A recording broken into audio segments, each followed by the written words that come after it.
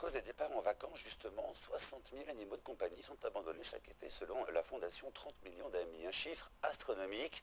Alors question, que risque un propriétaire qui abandonne son compagnon? Comment faire garder son animal quand on part en vacances? Ce soir, c'est Franck Hédard qui vous répond. Bonsoir Franck. Bonsoir.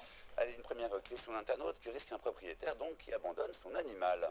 L'abandon d'un animal est un délit sanctionné par la loi. L'article 521-1 du Code pénal sanctionne de 2 ans d'emprisonnement et 30 000 € d'amende l'abandon d'un animal domestique. Une autre question, Franck. Où laisser son chien ou son chat quand on part en vacances? Plusieurs solutions s'offrent à vous. Vous pouvez le laisser à la maison et demander à des amis ou des voisins de s'en occuper, de le sortir, de le nourrir. C'est évidemment la solution la moins onéreuse. Autre possibilité, les pensions pour animaux. Il en existe de toutes sortes, de la pension classique à la pension de luxe. Certaines accueillent chiens, chats et même oiseaux et lapins. Il faut compter nourriture comprise entre 8 et 60 € par jour selon l'animal.